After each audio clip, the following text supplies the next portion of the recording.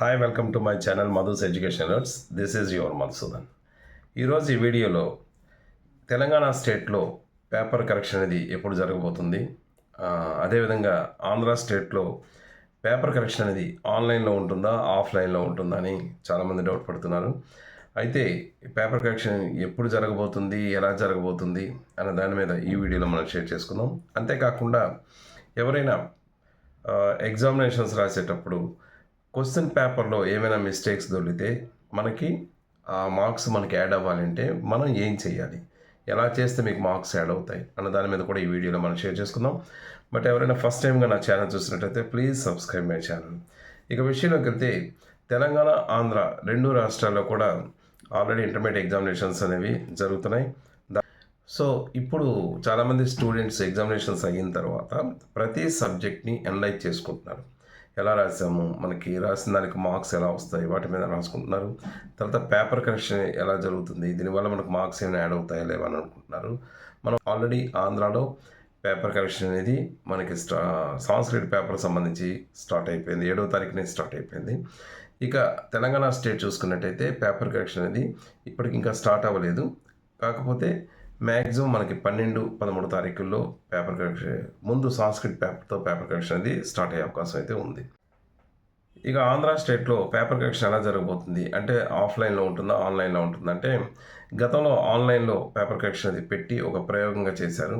కాకపోతే అది పెద్దగా సక్సెస్ అయినట్టుగా లేదు. ఎందువల్లంటే చాలా మిస్టేక్స్ రావడం, చాలామంది స్టూడెంట్స్ ఫెయిల్ అవ్వడం, దాని మీద తర్వాత రీకౌంటింగ్ పెట్టిన తర్వాత తక్కువ మార్కులు వచ్చిన వాళ్ళకి కూడా చాలా వేరియేషన్తో ఎక్కువ మార్కులతో పాస్ అవ్వడం, ఫెయిల్ అయిన స్టూడెంట్స్ పాస్ అవ్వడం, అలాగే పాస్ అయిన స్టూడెంట్స్కి స్టేట్ మార్కులతో పాస్ అయిన స్టూడెంట్స్కి రీకౌంటింగ్ పెట్టేసరికి 60-70% మార్క్స్ రావడం, ఇవన్నీ కూడా లోటుపాట్లు జరిగాయి. దానికి పనిష్మెంట్గా ఇంటర్మీడియట్ బోర్డ్ కమిషనర్ ఎవరైతే పేపర్ వాల్యుయేషన్ చేశారో వాళ్ళ మీద కూడా యాక్షన్ తీసుకోవడం, వాటికి కొంత పెనాల్టీ వేయడం, ఇలాంటివి రకరకాలు జరిగాయి. సో వీటన్నిటిని దృష్టిలో పెట్టుకొని ఈసారి పేపర్ కరెక్షన్ అనేది ఖచ్చితంగా ఆఫ్లైన్లోనే పెట్టాలి, ఆన్లైన్ నిర్ణయం తీసుకున్నారు. అయితే ఈ ఆఫ్లైన్లో పేపర్ కరెక్షన్ చేయడం వల్ల మనకు లాభమా నష్టమా అంటే 100% లాభం అనే చెప్పొచ్చు. ఎందుకంటే పేపర్ కరెక్షన్ చేసేటప్పుడు ఆన్లైన్లో చేసేటప్పుడు మనం ఏదైనా యాడ్ చేయాలన్నా మనకు ఆ సిస్టమ్, కంప్యూటర్ సిస్టమ్ అనేది యాక్సెప్ట్ చేయకపోవచ్చు. కానీ అదే మీకు ఆఫ్లైన్లో చేసేటప్పుడు ఈజీగా మనకు పేపర్ కరెక్షన్ చేసేటప్పుడు మార్క్స్ అనేవి యాడ్ చేయడానికి అవకాశం ఉంటుంది. అంటే ఎక్కడైనా మీకు ఒక క్వశ్చన్ ఉండేటప్పుడు ఆ క్వశ్చన్కి మీరు బార్డర్లో ఎవరైనా ఉండే వాళ్ళకి ఒక 2-3 మార్కులు వేద్దామని అనుకున్నా అక్కడ మీకు కంప్యూటర్ సిస్టంలో ఆ మార్క్స్ పోస్ట్ చేయాలంటే వన్స్ వేసిన తర్వాత అది మార్క్స్ అనేది యాక్సెప్ట్ చేయకపోవచ్చు. బట్ ఇక్కడ మనకి మాన్యువల్గా కరెక్షన్ చేయడం వల్ల ఈజీగా మనం మార్పులు చేసుకోవచ్చు, ఈజీగా పాస్ చేసే అవకాశాలు కూడా ఎక్కువగా ఉంటాయి. ఆన్లైన్లో కరెక్షన్ చేసేటప్పుడు ఖచ్చితంగా యాక్యురసీ మీద ఆధారపడి ఉంటుంది కాబట్టి కొంత మార్క్స్ యాడ్ చేయాలన్నా ఇక్కడ కొంత ఇబ్బంది అనేది మనకు ఫేస్ చేస్తుంది. అదే ఆఫ్లైన్లో మనం చేసేటప్పుడు ఈ ప్రాబ్లమ్స్ అనేవి ఉండవు. ఖచ్చితంగా మీరు మార్క్స్ అనేవి యాడ్ చేసే అవకాశం అయితే మీకు ఉంటుంది.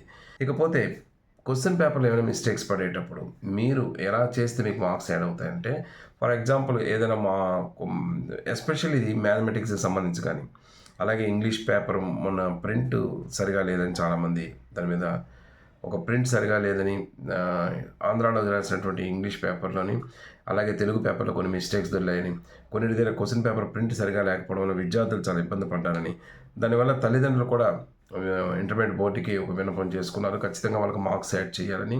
అయితే ఎవరికి మార్క్స్ యాడ్ చేస్తారు, ఎప్పుడైనా క్వశ్చన్ పేపర్స్లో మిస్టేక్స్ వచ్చినప్పుడు ఎలా మార్క్స్ యాడ్ చేస్తారు, ఎవరికి చేస్తారంటే ఆ క్వశ్చన్కి ఎవరైతే అటెంప్ట్ చేస్తారో వాళ్ళకి మాత్రమే మార్క్స్ యాడ్ చేసే అవకాశాలు అయితే ఎక్కువ ఉంటాయి.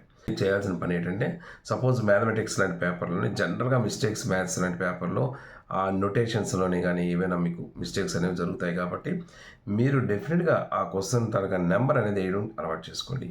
ఏదైనా మీకు రాని క్వశ్చన్ ఉన్నా కూడా ఆ నెంబర్ వేసి ఏదో ఒక గివెన్ డేటా రాసి విడిచిపెట్టడం అన్నా మీకు కానీ ఒకవేళ లక్కీగా ఆ క్వశ్చన్ పేపర్లోనే ఏమైనా క్వశ్చన్ మిస్టేక్ ఉన్నా లేదా ప్రింట్ సరిగ్గా లేకపోయినా ఎవరైతే అటెంప్ట్ చేస్తారో వాళ్ళందరికీ కూడా మార్క్స్ వేసే అవకాశాలు ఉంటాయి. కాబట్టి ఇది ఒక అవకాశంగా మీరు తీసుకోవాలి. ఇది ఈ వీడియోకి సంబంధించి. ఇంకా దీనికి సంబంధించి మీకు ఏమైనా డౌట్స్ ఉన్నట్టయితే కామెంట్ బాక్స్లో షేర్ చేయండి. తప్పకుండా నాకు తెలిసిన సమాచారాన్ని మీకు అందిస్తాను. Thank you so much for your watching. This is your Madhusudan. Thank you.